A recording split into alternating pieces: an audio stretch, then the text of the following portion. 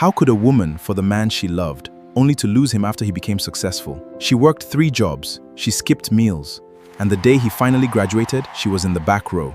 Africa was already speaking. Our grandparents gathered beside fires. They passed down wisdom. These are not just stories, this is echoes of African truth. I sponsored my husband through medical school. He became a doctor and married his nurse. She worked 3 jobs. She skipped meals. She sold her gold earrings, the ones her mother gave her on her wedding day, just to pay his school fees. And the day he finally graduated, stood in that hall in his white coat.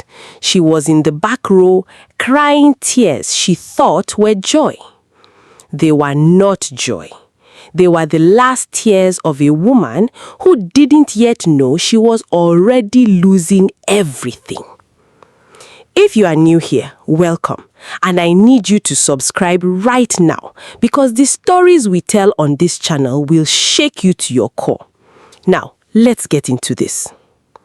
Her name was Omolola. And this is a story your grandmother would have told you by firelight, except your grandmother would have whispered it because some truths are too heavy to say out loud.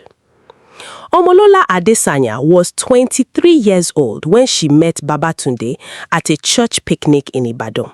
He was tall, quiet-spoken, wore a pressed short-sleeve shirt tucked neatly into his trousers. He had the kind of face that made you think he was always thinking about something important. She liked that about him. She liked that he seemed serious, like a man going somewhere. He was going somewhere, all right. She just didn't know he planned to go there without her. Babatunde Adesanya was brilliant. Everyone agreed on that. His lecturer said it. His mother said it every chance she got. He had passed his JAMB with scores that made his secondary school display his name on a banner. He had gained admission to study medicine at the University of Ibadan, which in Nigeria in those days and even now was not a small thing. It was the kind of news that made grown men shake your hand and women ululate in the compound. But brilliance, as Omolola would learn, costs money. And Babatunde's family had very little of it. His father had died 3 years before, leaving behind a mud house in Abeokuta, some unpaid debts, and a mother who sold akara by the roadside every morning. Babatunde had a dream, but dreams without money are just noise. And then he met Omolola. Now, Omolola came from a family that was not rich, but was what people called managing. Her father was a civil servant. Her mother taught primary school. They had a zinc-roofed bungalow in Bodija, a small generator for when NEPA took the light, and just enough to eat. Omolola herself had completed her OND in accounting and started working as a junior clerk at a small trading company. She was saving money. She had a plan. She was going to further her education, get her HND, maybe even a degree one day. Then Babatunde came into her life and her plan became his plan. This is where the story gets complicated. Because Omolola did not sponsor Babatunde out of foolishness. She did it out of love. Pure, genuine, bone-deep love. The kind of love they write praise songs about. She believed in him. When he sat across from her in her father's parlor, hands folded on the table, and explained his situation, that he had admission but no money, that he was the first in his family who had a real chance, that if he got this opportunity, the whole family would rise. She believed every word. If you help me through this, he told her, I swear to God, Omolola, I will never forget you. You will be the mother of my children. You will never suffer again. She looked at this man with his serious eyes and his pressed shirt, and she thought, this is a man of his word. She went home that night and she prayed, and in the morning she said yes. They got married quietly the following year, a court marriage, nothing elaborate, because the money could not be wasted on fanfare when there were school fees to pay. Her parents were not entirely happy. Her mother especially, who had always imagined a proper Yoruba wedding with ashoke and talking drums. But Omolola was stubborn in her love. She had made her decision. And so it began. 6 years. That is how long it takes to complete medicine in Nigeria. 6 years of tuition, accommodation, books, practical fees, exam fees, registration fees, fees upon fees upon fees. And Omolola paid them all. She woke up at 5 a.m. She did her accounting work at the trading company during the day. By evening, she tutored secondary school students in mathematics and English, sometimes 3 or 4 at a time, crammed into her small sitting room.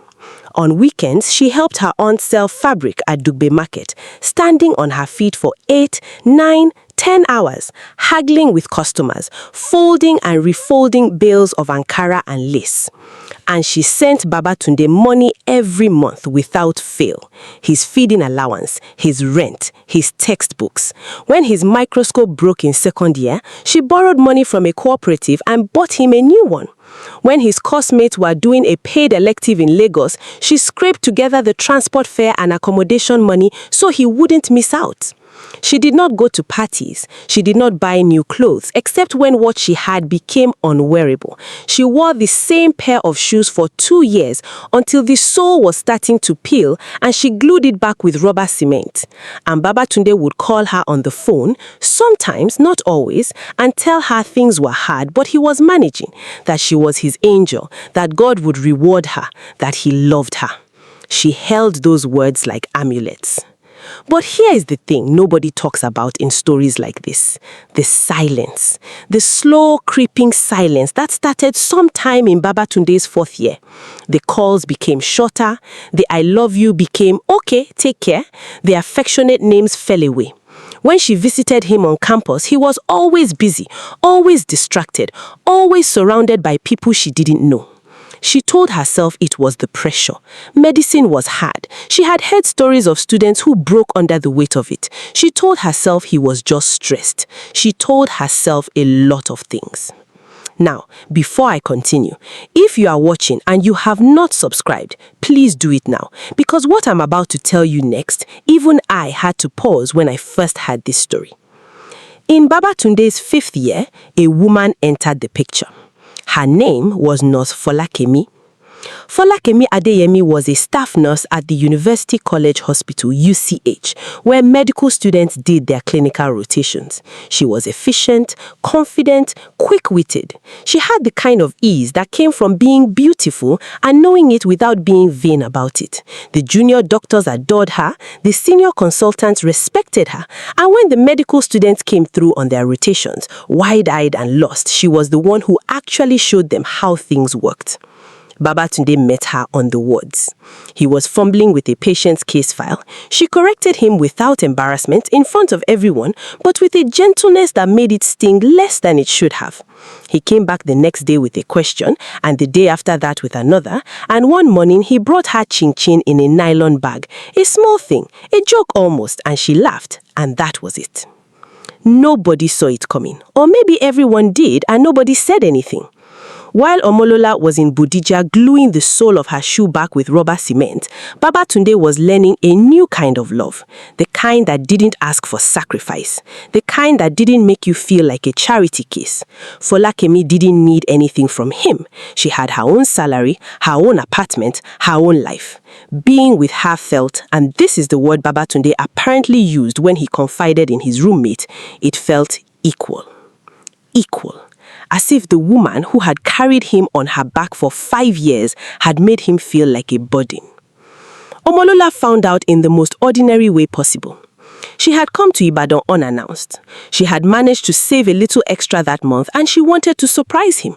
She had bought sula from a malam on the road, wrapped it in foil, carried it warm in her bag on the bus. She was excited. She had this feeling, this small electric feeling that maybe things were turning around. He had seemed a little warmer on the phone lately. She had convinced herself it was because the end was near. 6th year, final exams, graduation. And she was finally seeing the light at the end of the tunnel. She climbed the stairs to his hostel room. She knocked. A woman opened the door. Not for Lakemi, a coursemate as it turned out, who was there for a study group. Nothing sinister, but in that woman's eyes, she saw something she could not name at the time. A flicker of recognition, of pity maybe. And when Babatunde appeared behind the girl, when he saw Omolola standing there with her foil-wrapped suya and her tired eyes, he did not smile. He looked caught. And in that single moment, even before she had any proof, before names had been spoken or confessions made, Omolola's body knew. The stomach knows before the mind does. The hands go cold. The throat tightens. She smiled. She said she was just passing through. She gave him the suya. She did not cry until she was on the bus going back to Ibadan. She told herself she was imagining things. She was not imagining things. The graduation was a year later. Omolola sat in the back because the front seat had been reserved for families of the graduates, and she did not quite know what category she fell into anymore. She had bought a new blouse for the occasion, blue with small yellow flowers, the first new clothing she had bought herself in 3 years. She watched Babatunde walk across the stage. She watched him shake the Vice-Chancellor's hand. She watched him hold up his certificate and grin at the camera. She clapped until her palms ached. Afterwards, there was a small party at a restaurant near campus. Babatunde's family came. His mother, his 2 younger brothers, some cousins and church members. They ate and laughed, and someone sprayed money on Babatunde while he danced in the center of the room. Omolola sat at the edge of the table, and no one introduced her to anyone. She told herself this was just how it was. People were excited. Things would settle. He would come home now, come back to her, and they would start their life together properly. She waited. 3 weeks later, Babatunde called her and asked to meet. They met in a small buka near her office. He was already seated when she arrived, wearing a fresh shirt, his posture straight. He had already ordered a Fanta for her. He remembered she liked Fanta. Even now, this small gesture cracked something in her. He spoke carefully, the way a person speaks when they have rehearsed. He talked about his residency program, which would require him to be in Lagos. He talked about the demands of a medical career. He talked about growing apart. He talked about wanting different things. He did not mention Folakemi. Omolola listened without interrupting. And when he finished, she looked at him for a long time. Then she said, "Is there someone else?" He looked out the window. She had her answer. She did not scream. She did not throw her Fanta bottle. She did not do any of the things that in her mind a dramatic woman would do. She simply stood up, picked up her bag, and walked out of the buka. She went to the toilet of a pharmacy 3 shops down, locked the door, and held the wall and shook. Now, pay attention, because this is where the story turns. Because here is what nobody expected. Not Babatunde, not Folakemi, not the cousins who ate jollof rice at that graduation party, while Omolola sat at the edge of the table. Omolola did not fall apart. She went home that evening, sat at her kitchen table, opened a notebook and wrote 2 columns. On one side, she wrote everything she had lost. On the other side, she wrote everything she still had. The first column was long, 6 years of her life, her savings, her education, her plans, her mother's gold earrings, her pride. The second column had 3 things: her health, her intelligence, and time. She stared at that second column for a long time. Then she closed the notebook, went to bed, and slept like she had not slept in years. Something in her had decided. She enrolled at the University of Ibadan the following September, part-time because she still had to work, but she was going back for that degree she had delayed, business administration, and this time there was nobody to sponsor but herself. She was brutal about it. She cut every expense that was not survival. She studied on her lunch break, on the bus, in the early mornings before work. Her coursemates were 10 years older than her and she didn't care. Her lecturers quickly noticed she was different. The way she asked questions, the way she dissected a case study, the way she connected theory to things she had actually experienced, managing money, managing impossible situations. But what was happening in Babatunde's life during this time? Oh, this is the part that will make you sit up straight. 6 months after Babatunde and Folakemi began their relationship openly, something shifted. Folakemi was not the easy, equal partnership Babatunde had romanticized on the wards of UCH. She was a woman who knew her own mind, which is a wonderful thing. But Babatunde, it turned out, had confused easy to be around with easy to be with long term. Folakemi had opinions, strong ones, about where they would live, about finances, about his mother whom she found intrusive. She was not unkind, but she was direct in a way that unsettled him. He had grown so used to Omolola's quiet accommodation that he had mistaken it for simplicity. He hadn't understood that Omolola was accommodating because she was choosing to, and that a woman who chooses to accommodate you is doing you a favor, not showing you who she is. Folakemi showed him who she was, and Babatunde, brilliant, serious, pressed shirt Babatunde, discovered that he did not quite know what to do with a woman he couldn't take for granted. They married anyway. There was a big wedding, beautiful Ashobi. Omolola heard about it from a mutual friend who sent a blurry photo from Instagram without comment. She looked at the photo for exactly 4 seconds. Then she put her phone down and went back to her textbook. Babatunde and Folakemi moved into a flat in Yaba, Lagos. He got his residency in internal medicine. She kept her position at UCH. They were by all external measures a power couple. Other people said so. Instagram agreed. But the house was quieter than either of them expected. And in that quiet, Babatunde began to remember things. Small things at first. The suya wrapped in foil, the way Omolola laughed at her own jokes before she finished telling them, the 2 times she had shown up on campus with food she had cooked herself and carried on the bus for 2 hours, the sound of her voice praying in the mornings when she thought he was asleep. These memories came at strange times, during ward rounds, in traffic on the 3rd Mainland Bridge, late at night when Folakemi was already asleep facing the wall. He told himself it was just nostalgia, that missing someone was not the same as having been right about them. He was correct about that, he just drew the wrong conclusion. Meanwhile, and this is the part that the story has been building towards, Omolola was rising. She graduated with a 2nd-class upper. Her head of department wrote her a personal recommendation letter to a consulting firm in Lagos. She got the job. Within 18 months, she was leading an audit team. Her analytical mind, sharpened by years of managing impossible finances with nothing, was exactly what corporate Lagos wanted. She moved to Lagos. Now, a city of 20 million people is both enormous and very small.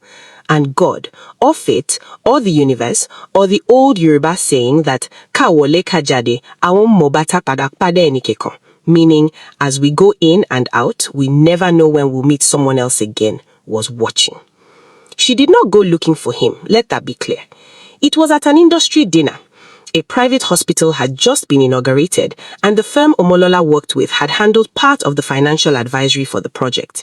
She was there representing the firm, in a dress she had bought herself, with money she had earned herself, wearing earrings she had bought to replace the gold ones she had sold years ago.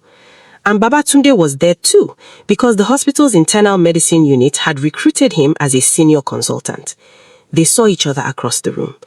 He looked older. She looked, this is what he said to his friend the next morning, she looked completely different. Not older exactly, more like someone who had arrived somewhere. He crossed the room to greet her. She was perfectly pleasant, calm, warm, professional. She asked after his work. She told him briefly about her own. She did not mention the past. She did not need to. And when someone from her firm called her name from across the room, she excused herself, turned and walked away. He watched her go. And something in him, something he had pressed down and told himself was healed, tore open again. He asked after her, through the mutual friend who had sent the Instagram photo. He found out she was doing well. He found out she was unmarried. He found out she had apparently become someone people respected. He reached out, just to catch up, he said. She responded after 3 days, politely, with the careful distance of someone who had been burned and had since learned the temperature of fire. He was persistent, not desperately, but consistently. He asked to meet for coffee. She agreed once, then cancelled. He asked again. She agreed, showed up, and spent 45 minutes being entirely charming and entirely unreachable. And here is the final twist, because this story does have one more. It was Folakemi who told him to stop. Not because she suspected anything romantic, but because Folakemi Adeyemi, this woman who had entered the story as an interloper, who many people would be tempted to cast as the villain, was not a villain at all. She was a woman who had fallen in love with a man who had a ghost. She had known about Omolola from early on. Babatunde had told her, not everything, but enough. And over the years of their marriage, in quiet moments when he thought she wasn't looking, she had seen the shadow of that ghost pass across his face. One evening, she sat across from him at their kitchen table, the same posture almost as Omolola had sat across from him in that buka, and she said something that neither of them had expected. She said, "You have never grieved that woman properly." He started to deny it. She stopped him.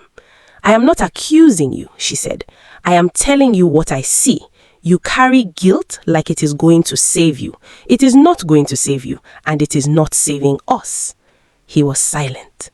"What you did to her was wrong," Folakemi said. "You know it. I know it, she knows it, but sitting here, reaching out to her every few months is not atonement. It is just you wanting to feel better about yourself." This was not a comfortable conversation, but it was a necessary one. Babatunde and Folakemi did not separate, but they began, for the first time, to be honest with each other about what their marriage actually was. Not the power couple Instagram version, but the real, complicated, flawed thing underneath. And in that honesty, something fragile but genuine began to grow. He stopped reaching out to Omolola, and Omolola, who had never wanted him to reach out in the first place, exhaled. She had built a life, a real one, with its own weight and texture and meaning. She had a flat in Lekki that she had furnished slowly, one piece at a time, choosing each thing deliberately. She had friendships. She had a promotion on the way. She had a man in her life, a civil engineer named Kayode, quiet and steady and entirely trustworthy, who looked at her like she was the most interesting person in the room, because to him, she was. She had not forgotten what happened to her, but she had refused to let it be the most important thing that happened to her. This is the Yoruba wisdom buried in this story. Agbadoti ajelo de gbangba, akiru ojere sinule. What you have eaten in public, you do not bring back to vomit at home. The public grief, the public loss, the public humiliation, you cannot undo it. But what you do in the privacy of your own spirit, what you build when no one is watching, that is where the story truly lives. Omolola did not get an apology. Not a real one. Babatunde wrote her a letter once, an actual letter, handwritten, which she read once and then folded and put away in a box she rarely opened. It said what you would expect, that he was sorry, that she had deserved better, that he thought about what she had sacrificed, that he hoped she was happy. She was. She did not write back. The woman who had glued the sole of her shoe with rubber cement and carried suya on a bus for 2 hours and sold her mother's earrings for a man's textbooks, that woman had become someone no one had predicted. Not out of revenge, not because she was trying to prove anything to anyone, just because she had made a decision at a kitchen table in Bodija with a notebook and 2 columns, and she had chosen the column with 3 things in it, and she had never stopped choosing it. There is an old Yoruba saying, "Ẹni tó bá fi ọkàn rẹ̀ sílẹ̀ nú ìyà, a ó rí ẹ nínú àṣeyọrí." The one who gives their heart to suffering will be found inside victory. Some lessons cost everything, but they make you into something that cannot be taken apart.